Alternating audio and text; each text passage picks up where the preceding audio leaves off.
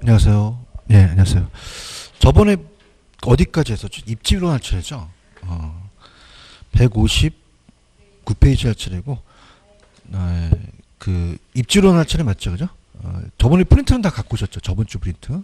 같이 이제 보시면서, 159페이지 가시면은, 거기 입지론 할 차례 맞죠? 그죠? 이거 들어가도록 할게요. 그래서, 프린트를 항상 갖고 다니세요. 그죠? 저번 주 거. 그래서 3개월 코스니까, 159페이지. 입지론으로 들어가도록 하겠습니다. 159페이지 입지론입니다.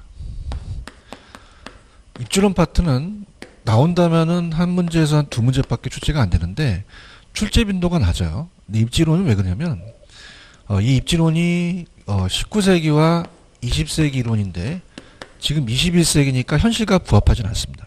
그러니까 두 가지가 있는데요. 산업입지하고 주거입지가 있어요.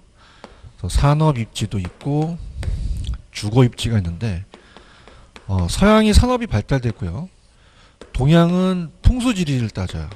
서양 쪽이 이제 훨씬 발달이 되면서 동양은 이제 풍수지리나 명단자리 같은 걸 땄기 때문에 검증이 잘 안 됐기 때문에 주거입지는 보지 마세요. 안 나옵니다. 시험 문제. 그럼 산업입지로 위주로 가야 되는데 1차 산업, 2차 산업, 3차 산업인데 1차는 우리가 농업입지론이라는 거 들어보셨죠? 저번에 Tnen. 그죠? 그래서 이 농업입지론이 Tnen이 얘기합니다. 농업입지론. 그래서 농업입지론이 Tnen이라는 학자가 얘기하기 때문에 아마 저번 시간에 왜 Tnen의 입지교차, 위치지대설이라는 거 배워보셨죠? 그죠? Tnen 나왔고요. 그 다음에 2차 산업은 공업입지론이에요. 자, 공업입지론은 2차 산업인데 요게 베버 이론만 나왔다가 내시가 처음 작년에 나왔거든요. 그 베버 위주로 좀 가졌으면 하고요. 3차가 서비스업입니다. 상업입지론이죠.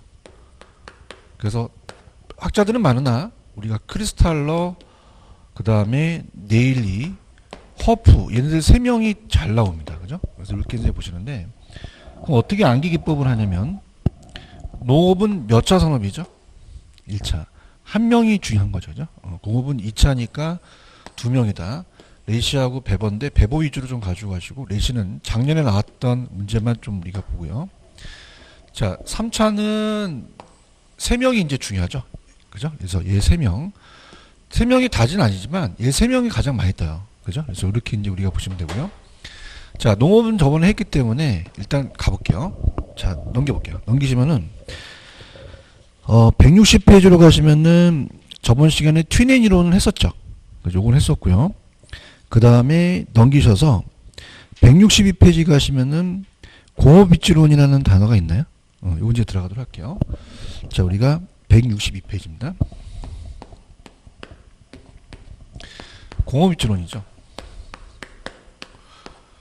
아까 2차니까 2명이 중요하다고 말씀드렸죠. 그죠? 그래서 이제 공장이 총수익을 늘리려고 그래요. 총수익을 늘리려면 이제 우리가 이제 순수익을 올리려고 합니다. 올리려면 총수익에서 총비용을 빼거든요. 그럼 총수입에서 총비용을 빼니까 순수익이 된다. 그럼 비용은 많이 해야 돼요? 비용을 좀 적게 해야 돼요? 적게. 수익은 좀 최대화 시켜야겠죠. 그래서 처음에 나온 학자가 베버예요. 베버는 최소 비용 이론을 주장합니다. 그러니까 비용이 적은 쪽으로 가자는 얘기죠. 그래서 이제 최소 비용. 그래서 베버라는 학자가 만드는 생산비 치우쳐서 공급 입장으로 가요. 그래서 우리가 가장 강조한 게 수송비입니다. 무슨 비를 제일 강조했다? 수송비. 그러니까 수송비를 제일 강조해서 수송비용이 최소해야 되고요. 그래서 이 수송비라는 자체는 제품과 원료에 수송비가 들어가죠. 그죠? 그래서 이제 그 무게와 거리를 곱했을 때 무게도 작아야 되고 거리도 가까워야 되니까 최소가 돼야 된다는 거고요. 그 다음에 노동비가 요즘은 이제 인건비라고 합니다. 인건비용도 최소가 돼야 되고, 자, 공장끼리 모여 있는 거 이제 우리가 보시잖아요. 공장끼리 모여서 집적 이익을 창출합니다. 그래서 모여서 이익을 창출하기 때문에 이익은 최대가 돼야 된다. 이렇게 해서 이제 연결시키시면 될 것 같습니다. 자, 그럼 들어가 볼까요? 우측에 가시면은 양가로 이번에 배보의 최소 비용 이론이라는 게 있죠. 그럼 개요를 보시면은 맨 마지막 두 번째 줄 보시면은 배보의 3대 인자는 운송비, 노동비, 집적이익이지만 이 중에서 무슨 비를 제일 가장 중요시하겠나요? 운송비죠. 수송비입니다. 자, 넘깁니다. 넘기면 다 쓸데없고 제가 하라는 것만. 지금 164페이지에 3번에 최소 비용 내용이 있죠. 그러면 운송비는 그냥이 돼요. 최소가 돼야 돼요. 노동비는요. 최소. 집적이익은요. 커야 되죠. 그러니까 이게 이제 순서대로 나왔었거든요. 그죠? 그래서 오늘 그 저번 주 프린트를 한번 풀어볼게요. 저번 주 프린트에 20번 문제가 얘 문제거든요. 20번 문제를 한번 풀어보세요.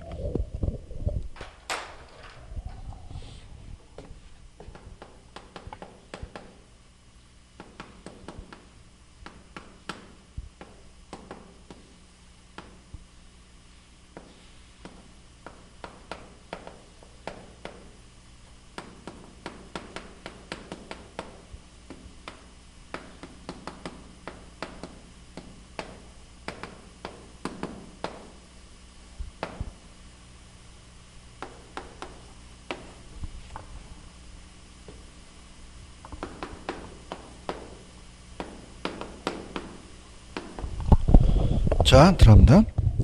배번은 공업입지론에서 기업의 수송비, 인건비, 집적이익 수는 맞죠. 그러면 우리가 수송비, 인건비는 최소인데 집적이익은 최소미가 최대가 됩니까? 최대가 되죠. 요것만 좀 체크하세요. 그죠? 요것만 체크하시고 그 다음에 165페이지 가시면 양가로 3번에 가시면 위에 레시의 최대 수요 이론이라는 단어가 있나요? 요건 이제 그 이 1번, 2번, 3번까지만 아시면 돼요. 그러니까 우리가 배번은 비용을 최소화시켜서 생산비에만 공급만 치우셔가지고 이 레시는 공장이 돈을 벌려면 그럽니까? 사는 사람들이 많아야 됩니까? 그럼 최대 수요를 주장했죠. 시장이 확대되고 이윤이 극대화된다. 그럼 얘는 수요를 강조했어요. 자, 그래서 들어가 볼게요. 자, 레시는 그럽니까? 최대 수요 이론입니까? 그럼 배보가 비용을 최소화시키는 최대 이윤 지점을 찾고자 했을 때 레시는 수요가 최대인 점을 찾는 거죠. 최대 이익. 그래서 2번에 가시면 공장 입지는 비용 극소화, 수요 극대화가 돼야 됩니다. 그래서 밑에 시장 중심지에 입지하는 게 좋다는 거죠. 그래서 3번에 가시는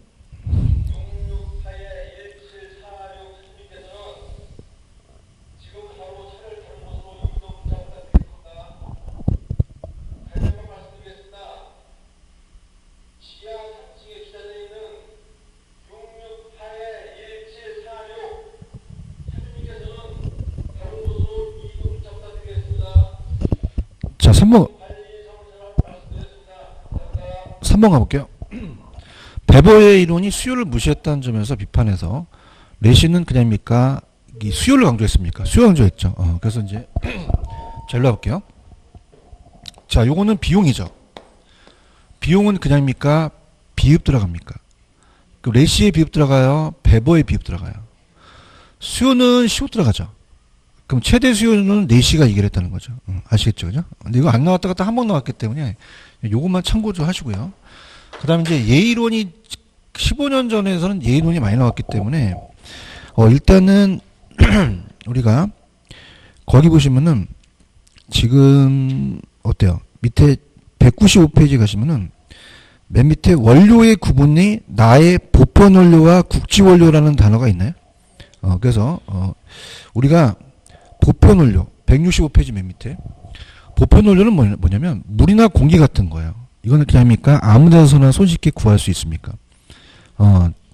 근데 국지 원료는 강물 자원은 그 장소에만 원료가 나죠? 넘겨볼게요. 그 다음에 이제 원료 지수와 입지 중량이라는 거는 제가 먼저 공업 입지 형태에 자, 밑에 가시면은 맨 밑에 원료 지향과 시장 지향형이라는 단어가 있죠? 그걸 묶어서 별표를 한번 쳐보세요. 자, 그래서 우리가 입지에 대한 그 공업 입지 형태는 배보가 수송비를 지향하는 두 가지를 얘기를 해요. 그래서 원료지향형이라는 거는 원료가 나는 그 산지에 있자는 거예요. 원료지향. 그 원료가 나는 지향형으로 가자. 그래서 원료산지로 가는 거고요. 그 다음에 시장지향은 소비자가 많은 곳에 가자는 거예요. 시장지향은. 그래서 시장지향형 입지라는 것은 소비자가 많은 곳으로 입지하자. 이렇게 되거든요. 자, 그러면은 중간에 공장이 있어요. 자, 그럼 공장이, 자, 이 제품을 만들려면 그냥입니까? 원료가 들어갑니까? 원료 수송비가 들어가죠. 그죠? 그래서 여기까지 이제 원료 수송비가 들어가고요. 제품을 만들면서 제품 수송비가 많이 들어가요. 그죠? 이렇게 들어갑니다. 그럼 앞서서 제가 말씀드렸던 그 자, 국지원료, 편제원료라는 거는 그 지역만 나는 원료예요. 그죠? 그래서 국지원료라는 것은 광물자원 같은 경우는 그 지역만 나죠. 그죠? 그래서 그런 광물자원 같은 경우는 편제한 이 원료 지향이 낮고요. 그 다음에 보편이라는 것은 물과 공기입니다. 그럼 물과 공기는 어떤 특정 장소에만 나야 아무 데나 구할 수 있어요. 그럼 소비지에도 있죠. 여기서 바로 물하고 공기를 우리가 어떻습니까? 원료를 잡는 게 수송비가 안 들어간다는 거죠. 이렇게 잡으시고요. 자, 그 다음에 장수 돌침대라고 들어보셨죠? 그럼 장수 돌침대는 어때요? 별이 5개. 그럼 이건 침대가 무거워요? 돌이 무거워요? 그럼 원료가 무겁죠. 원료 산지에 입지하는 게 낫다는 얘기예요. 그죠? 근데 우리가 청량음료나 맥주 같은 경우는 청량음료나 아니면 맥주는 자, 보편 원료가 들어가니까 시장이 낮고요. 보리라는 것도 그 지역에서만 나지만 돌하고 보리 중에서 보리는 무거워요, 가벼워요. 그렇기 때문에 여기서까지 끌고 와서 해도 된다는 거죠. 아시겠죠? 그죠? 그래서 우리가 원료지향은 원료에 대한 수송비가 많이 들어가요. 그죠? 그럼 예를 들어서 석회석이 있고 시멘트가 있다 봐봐요. 그럼 시멘트가 제품이고 석회석이 원료입니다. 원료가 한 1000kg 나가고요. 킬로그램. 그 다음 얘가 100kg 나간다면 자, 제품 수송비가 많이 들어가겠어요? 원료 수송비가 많이 들어가겠어요? 그럼 이쪽에 있는 게 낫겠죠. 그럼 어떻습니까? 이렇게 된다는 것은 이 가면서 중량이 감소하는 산업이에요. 증가한다, 중량이 감소한다. 감소 산업은 원료가 무거운 데로 가라는 얘기죠. 그런가요? 그죠? 그 다음에 자, 지금 이렇게 가는 과정에서 공병하고 맥주를 보세요. 그럼 공병하고 맥주 중에서는 누가 더 무겁죠? 맥주가 더 무겁죠. 제품이니까. 그죠? 그럼 제품이 더 무거워서 이게 더 무거워요. 물과 공기가 들어가니까. 그럼 전체적으로 봤을 때 얘가 1000kg이고 얘가 100kg이라면 자, 원료가 무거워요. 당연히 제품이 무거워요. 제품이 무겁죠. 그럼 제품 수송비가 많이 들어가면 어느 지역에 있는 게 낫나요? 시장지역이 낫죠. 그죠? 일로 되면서 중량이 점차 감소합니까? 중량이 증가합니까? 증가죠. 요런 산업은 우리가 요런 시장지향이 낫다는 거죠. 그러니까 우리가 청량음료나 맥주 공장 같은 거는 수도권 근처에 많이 있거든요. 그죠? 이렇게 보시면 되고요. 그 다음 부패하기 쉬운 원료, 꽁치 통조림 같은 건 사기가 쉽죠. 그럼 그냥입니까? 원료 지향이 낫습니까? 낫고요. 부패하기 쉬운 완제품, 빵이나 도넛은 상하 쉽죠. 그럼 시장 지향이 낫다는 얘기죠. 아시겠죠? 그죠? 그 다음에 이제 좌측에 보시면은 원료지수와 입지중량이라는 단어가 있죠? 좌측에. 166페이지 좌측에 원료지수 입지중량이라는 게 있나요? 자, 이건 잘 출제가 안 되기 때문에 그냥 들어보세요. 원료지수는 항상 지수라는 건 학기론에서는 앞에 게 올라가거든요. 그 지역만 하는 국지 편제가 있어요. 편제 원료 중량을 제품 중량으로 나누거든요. 그러면 당연히 자, 이게 1보다 크다는 거는 위에 게 크잖아요. 그죠? 그러면 원료 지향이 낫겠죠. 무슨 지향이 낫다? 근데 만약에 1보다 작다면은 제품이 더 무겁죠. 그럼 시장 지향이 낫고요.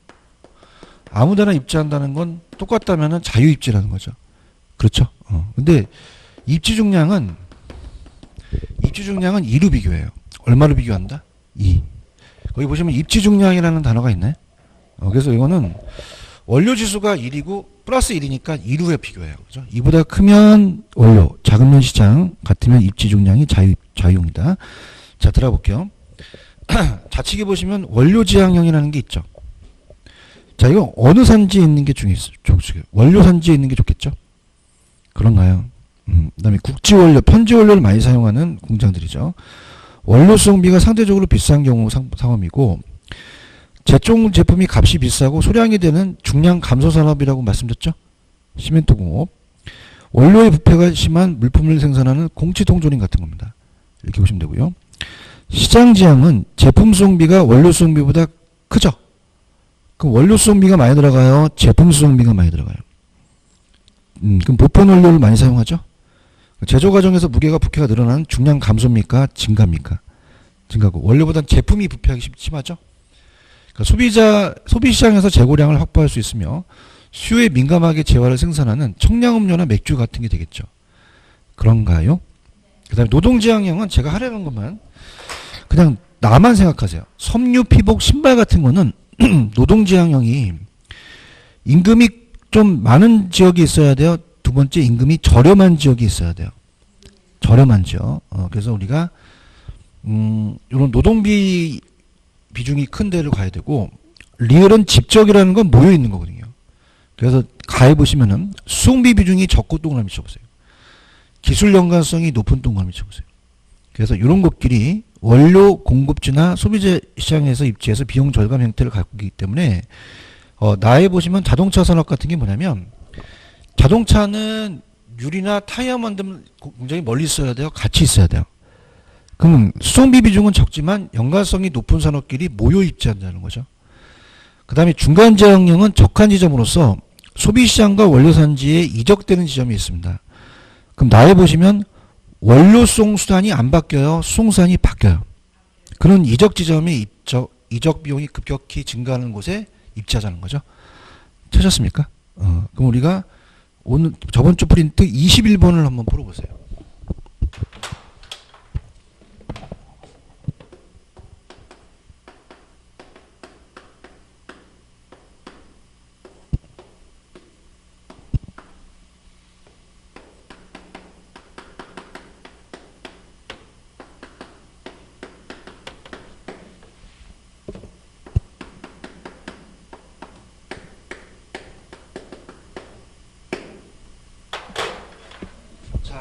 들어볼게요.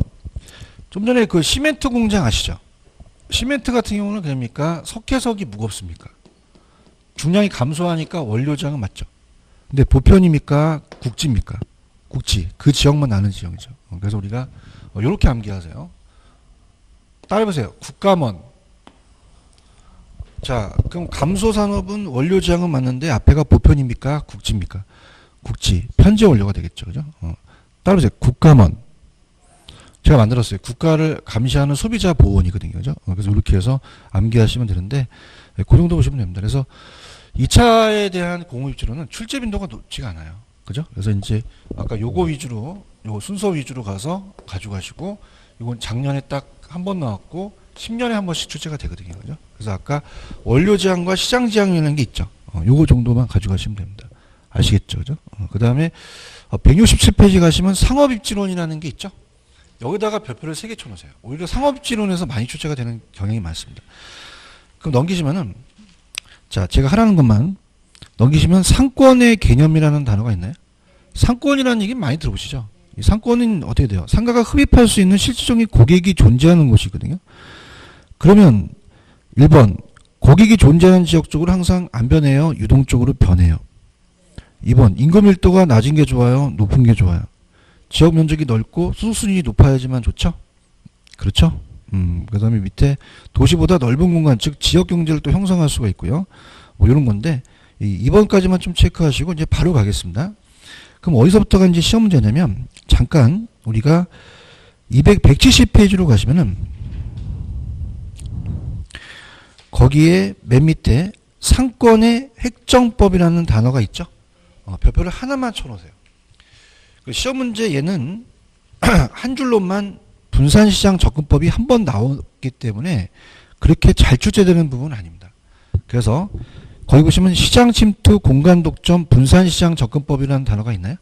자, 그래서 우리가 상권을 획정하는 법인데 한 번 나왔어요. 딱 한 번. 한 줄로만 나왔기 때문에 여기는 그냥 그 단어만 가지고 여러분이 맞히셔야 되기 때문에 이거는 그냥 넘어갈 수는 없고요. 나왔던 것들은 다 집어드립니다.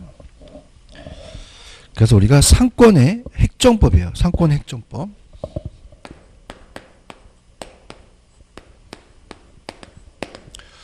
첫 번째, 그 시장 침투법에는 침투에다 동그라미 쳐보세요. 시장 침투.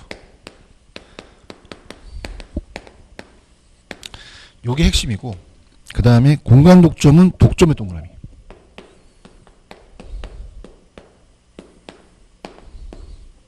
독점. 그 다음 분산시장 접근법은 분산의 동그라미. 분산. 시장 접근법은 분산의 동그라미. 자, 시장 침투라는 거는, 자, 일단 독점부터 가볼게요. 자, 독점은 어떤 단어가 핵심 보이냐면, 거리 제한 밑줄, 면허 필요 밑줄. 거리 제한, 면허 필요. 자, 우리나라도 옛날에 약국 같은 거는 그냥입니까? 거리 제한을 뒀습니까? 면허를 따게끔 했죠. 그죠? 그래서 이런 것들, 거리 제한 면허처럼 시장에 독점을 주는 거예요. 그래서 우리가 지금 이거 나와 있는 거는 우리나라 얘기가 아니기 때문에 뭐 주류 판매점이나 우체국 같은 경우가 이제 외국적인 경매 이런 것들이 독점이고요. 그 다음에 침투죠. 이렇게 침투. 침투는 어떤 게 중요하냐면 우리가 상권의 형태가 겹쳐진이라는 단어가 있나요? 찾았습니까? 그래서 이건 뭐냐면 경쟁이 심하다는 거죠. 중첩이 인정이 되는 거예요. 중첩. 경쟁이 심하다. 중첩돼서 겹쳐 있는. 그래서 어떻습니까? 명동에는 백화점이 하나 있어요. 여러 개 있어요. 여러 개 있죠. 그래서 이 침투가 거의 일반적이겠죠. 중첩이 인정해서 이게 어떻습니까? 서로 경합하는 백화점이나 슈퍼마켓 같은 걸 얘기한다. 그래서 백화점이나 슈퍼마켓을 얘기하고, 자, 분산시장 접근법은 제가 분산에다가 동그라미 치라고 말씀드렸죠? 따라서 분산시킨다. 그러니까 특정 계층이나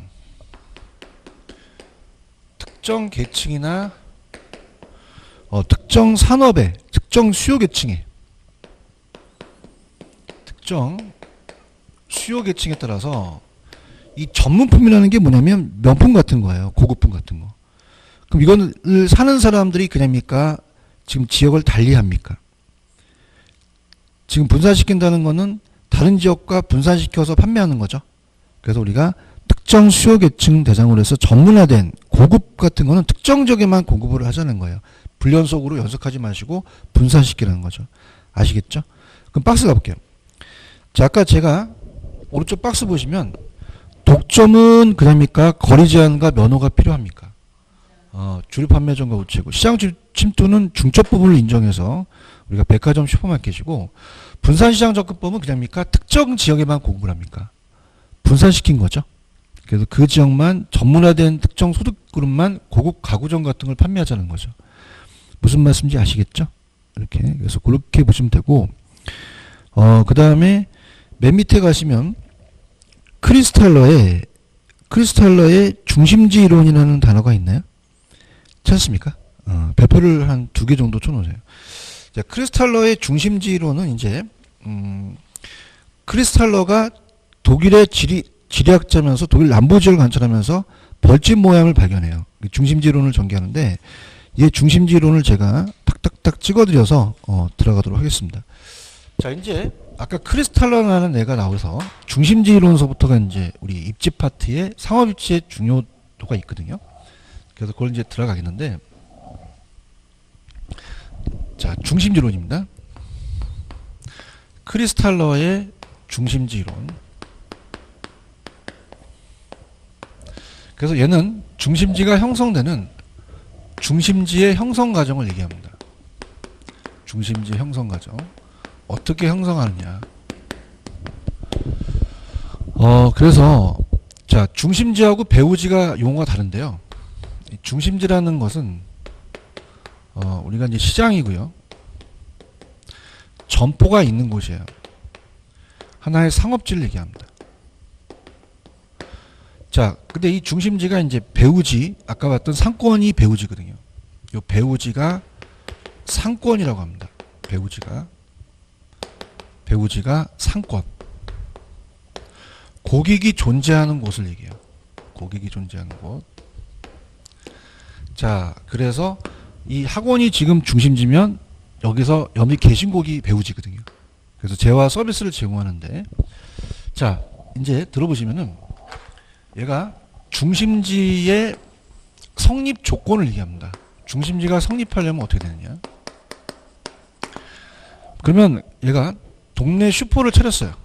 갑돌이가. 그럼 최소한 현상 유지는 안 해야 돼요? 현상 유지는 해야 돼요. 해야 되죠. 그래서 최소한 와줘야 되는 인원수가 최소 요구치입니다. 최소 요구치. 그래서 이게 한 100명 정도 된다. 그럼 그걸 가지고 최소 요구 범위를 정해서 정상이윤을 먹는 데죠. 그죠? 근데 사람들이 가겠다라는 그 통행료, 우리가 교통비를 가지고 최대한 지출할 수 있는 재화의 도달 범위라는 게 있습니다. 그러면 재화의 도달 범위는 뭐냐면 도달 범위라고도 하고요. 도달 거리라고도 하는데, 짜장면도 배달 거리가 없어요? 배달 거리가 있어요. 있죠. 그럼 여러분들 여기 근처에 대형 마트가 무슨 마트가 있나요? 뭐 이마트나 홈플러스나 있나요? 뭐 이마트 있어요? 그럼 여기 있는 이마트까지 대전에 있는 이마트까지 가진 않죠. 그죠? 그럼 이 이마트가 여러분들이 여기까지만 커버를 하겠다는 거죠. 그런가요? 그럼 얘가 중심주로서 기업이 성립하려면 이 범위가 더 넓어야지만 매출액을 올려요. 그죠? 그래서 얘는 재화의 도달 범위가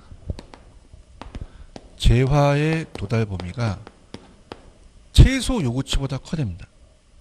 그럼 최소 요구치가 커야 돼요? 최소 요구치는 얘보다 작아야 돼요. 작아야 되죠. 여기서 만약에 차단하게 되면은 100명을 못 유지하죠. 그죠? 그래서 우리가 재화의 도달 거리가 범위가 최소 요구치보다 커야 됩니다. 요게 핵심 포인트예요.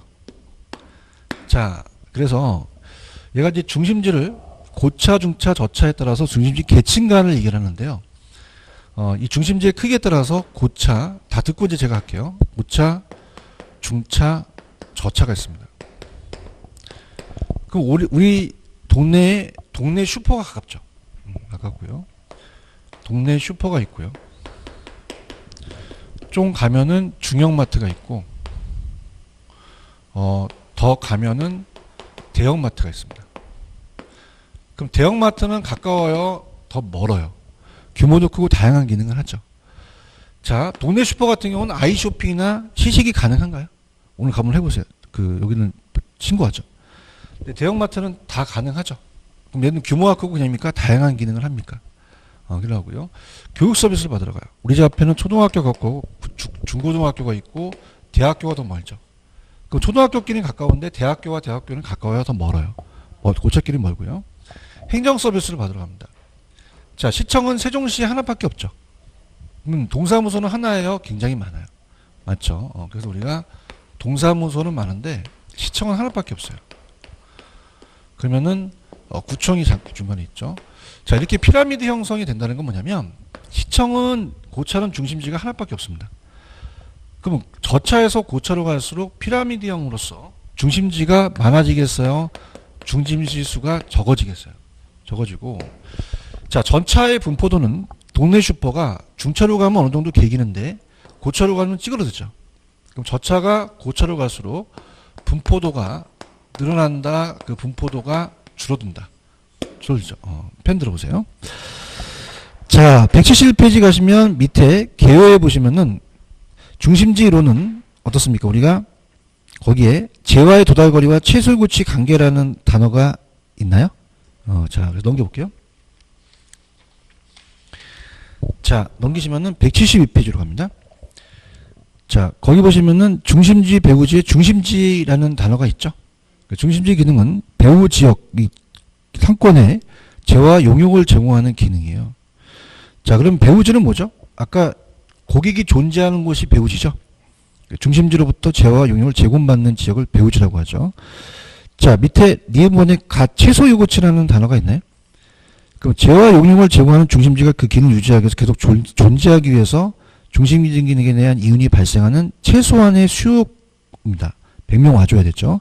그걸 최소요구치라고 하죠. 그래서 이렇게 해서 보시면 되고요. 재와의 도달 범위는 어떤 계층 수준으로부터 특정 기능이 제공되고 결정되는 크리스탈의 도달 범위를 개념을 도입하면서 이 도달 범위는 상하는 도달 범위 혹은 실제적으로 도달되는 표현을 하는데요. 이상적으로 도달 범위란 중심지로부터 어느 기능에 대한 수요가 0이라는 단어가 있죠. 수요가 1이에요. 수요가 0이에요. 0. 자, 수요가 제로라는 것은 여길 지나면 수요가 없다는 얘기입니다. 1이라고 하면 안 돼요. 그죠? 그럼 수요가 1인 지점이다. 0인 지점이다. 0. 자, 그것까지만 얘기를 하고요. 그 다음에 디귿번에 보시면 중심지의 성립 조건이 있죠. 배포 쳐보세요. 그럼 최소유고치가 항상 재와의 도달 범위 그냥이요. 내에 있어야 돼요. 그럼 최소유고치가 재와의 범위보다 크다면 그 중심지가 존재할 수 없죠. 그런가요? 그래서 화면을 보시면은 얘가 더 커야 되고 이 최소유고치가 이 안에 있어야 된다는 거고요. 그 다음에 이제 오른쪽 3번 체크. 중심지의 계층. 자, 고차 중심지일수록 중심지 존립을 위한 최소유고치가 작겠어요? 당연히 크겠어요. 그죠? 대형마트가 동네 슈퍼보다 최소유고치가 크잖아요. 중심지 기능이 도달거리가 크기 때문에 이 배후지, 상권이 더 좁아요? 넓어요? 그 숫자는 적죠? 중심지 간의 간격은 넓겠죠? 반면에 저차는 최소유고치가 큽니까? 동네 슈퍼는 최소유고치가 좀 작습니까? 배후지 상권도 좀 좁죠? 그죠? 그 수가 많아서 중심지 간의 간격이 좁죠. 자, 그럼 중심지 변화는 뭐 인구 밀도가 증가하거나 경제가 활성화되면 중심지 간의 간격이 또 좁아지겠고요.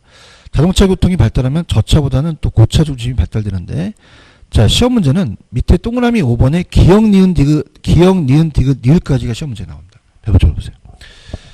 그럼 고차 중심지일수록 거리가 더 가깝겠어요? 더 멀겠어요?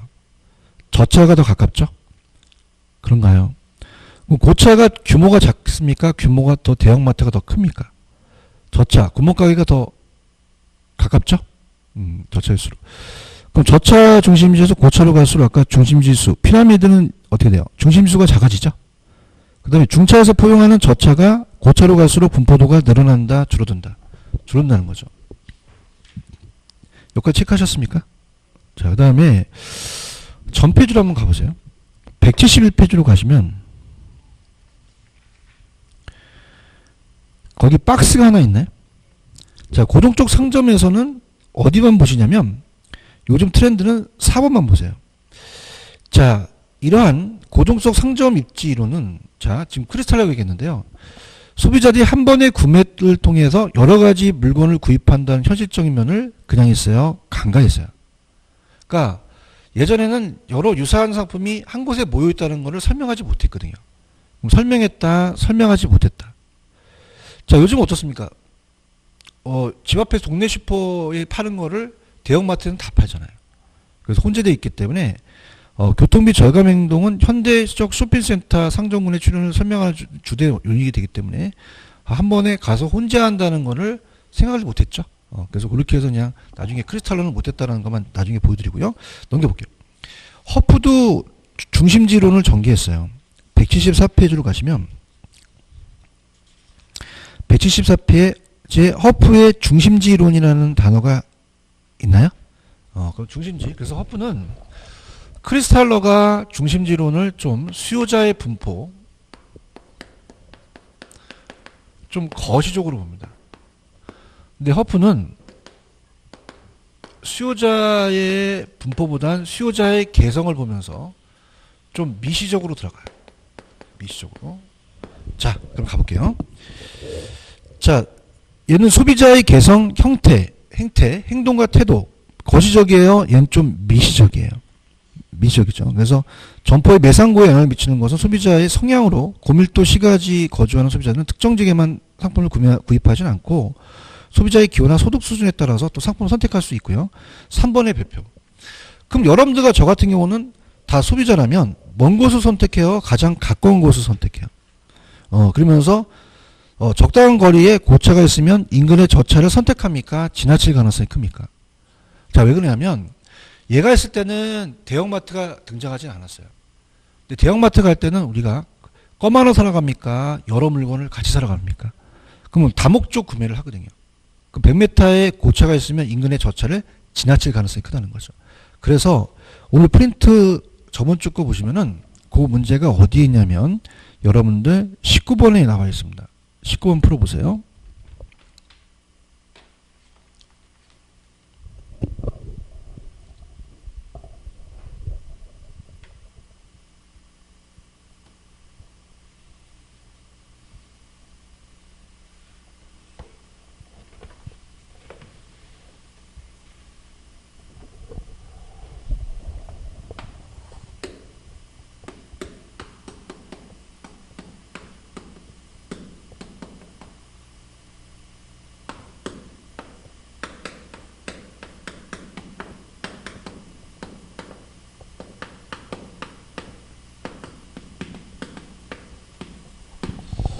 자, 좀 전에 얘기했죠, 제가.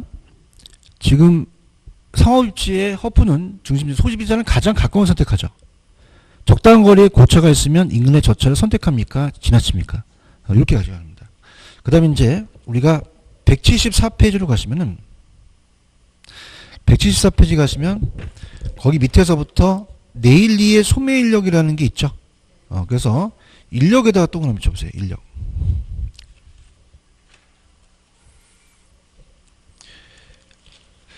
그럼 학교 다니실 때 만류 인력이라는 걸 배웠죠. 그래서 인력이라는 건 따라서 만류 인력, 중력 모형. 뭐냐면 두 물체에 일어나는 만류 인력은 두 물체의 질량 구변을 비례하고 거리 제곱이 반비례하기 때문에 이 상권에 대한 것은 끌어당긴 힘에 따라서 유인한다는 거죠. 그죠? 그래서 네일리의 소매 인력 법칙인데, 자, 들어보세요. 자, 이걸 이제 간단하게 이제 한번 정리를 해 보도록 하겠습니다. 자, 네일리는 소매 인력 법칙을 얘기를 해요. 자, 그래서 우리가 도시 단위로 가요. 그래서 A도시, B도시가 있으면은 A도시가 4만 명이 있고요. 만약에 B도시가 1만 명이다. 그럼 중간에 C마을이라는 곳이 있다. C도시나. 여기서 이제 사람들이 100명이 있으면은 얼마만큼의 유인력이 있느냐 따라보는 거죠. 그럼 여기가 1km 정도 떨어져 있고요. 여기가 3km 떨어져 있으면 당연히 여러분들 얘네들이 지금 그냥요 인구가 많은 쪽으로 가겠어요. 상권이 더 좋잖아요. 그죠? 많은 쪽으로 가고 거리가 멀어야 돼요. 거리가 가까워야 돼요. 그럼 100명 중에서 뭐 예를 들어서 한 여기 90명 정도 간다는 얘기예요. 예를 들어서. 그죠? 그럼 그냥입니까? 여기 끌어당긴 힘이 강합니까? 강하죠. 그래서 우리가 상권을 도시 단위로 갑니다. 얘는. 그래서 상권을 도시 단위로 측정해요. 그러면서 딱 두 개의 도시라는 것만 봤기 때문에 좀 한계점은 있고요. 자, 얘가 이제 소도시라는 게 좀 한계점이 있습니다. 자, 그러면서 상권의 흡입력을 얘기를 해요. 상권의 흡입력. 흡입력이라는 거는 유인력을 얘기하거든요.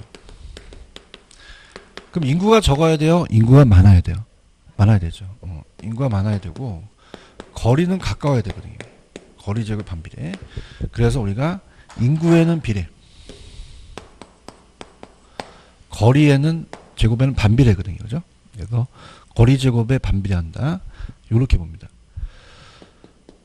자, 그래서 일단은 여기까지만 보시고 경계에 대한 그 경계 지점은 조금 제가 끊겠는데요. 일단 책을 한번 가볼게요. 네일리 소매 인력은 밑에 검정 색깔 두 도시의 그냥입니까? 인구 크기에 비례합니까? 그래서 인구를 크기라고도 하거든요.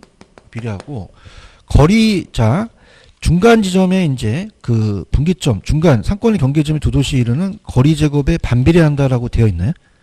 그럼 그냥입니까? 인구에 비례합니까? 거리 제곱에 반비례한다는 거죠. 그런가요?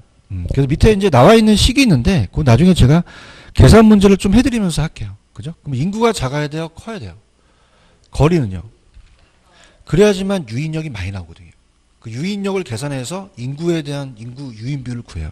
아시겠죠? 그죠? 근데 여기서 나와 있는 거 갖고는 충분히 제가 계산 문제를 좀 해드리기는 좀 힘들어요. 일단 나중에 제가 좋은 문제 있으면 그때 가서 말씀을 좀 드리도록 할게요. 이해가셨습니까?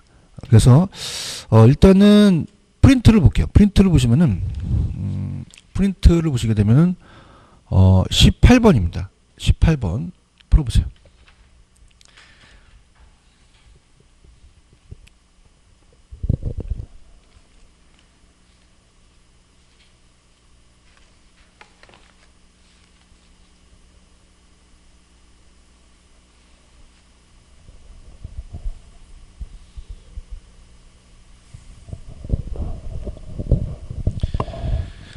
사후입지론의 레일리의 소멸력 법칙은 두 도시 상권의 흡입력은 인구에 반비례합니까? 인구에 비례합니까? 두 도시의 분기점이 상권 중간 지점이거든요. 이 상권의 경계점에서부터 거리 제곱에 반비례한다가 맞겠죠.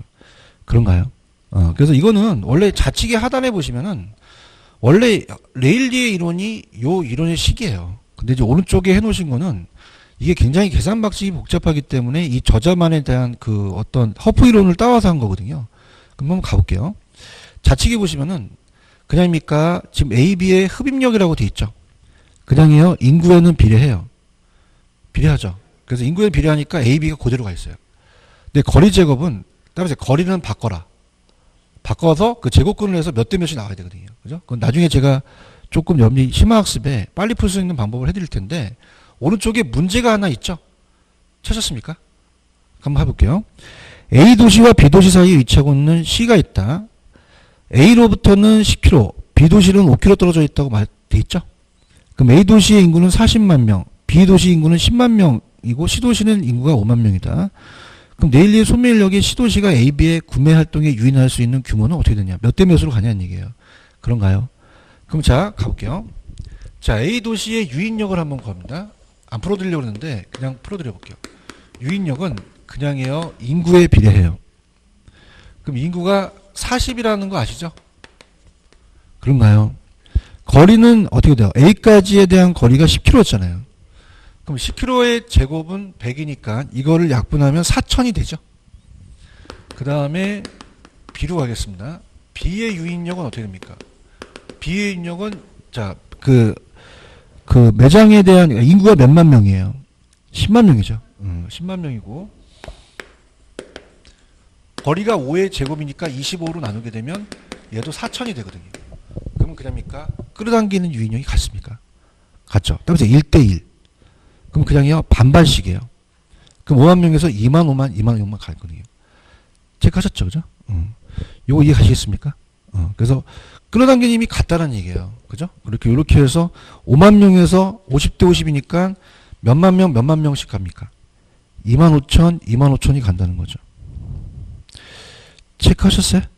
그죠? 그래서 요게 이제, 제가 이제 좌측에 나와 있는 식대로 가게 되면 더 빨리 풀 수 있거든요. 그죠? 그거는 제가 나중에 문제가 좀 심화학습 때 말씀을 드릴게요. 이해 가셨습니까? 근데 동영상 들으시는 분도 있어서 그냥 오른쪽으로 디귿으로 그냥 이해하시는 게 좋아요. 그냥입니까? 인구에 비례합니까? 거리 제곱에 반비례하니까 끌어당기는 유인력이 4000 같다는 얘기죠. 그죠? 그럼 그냥입니까? 1대1입니까? 그럼 그러니까 5만 명에서 반반씩 끌어당긴다는 거예요. 2만 5천. 이거 이해하셨죠? 그래서 요거를 이제 아신다면은 나중에 이제 제가 이걸 가지고 또 문제를 또 달아드리도록 할게요. 아시겠죠? 그 다음에 이제 컨버스라는 애가 있는데 컨버스는 조금만 쉬었다가 갈게요. 좀 하십시오.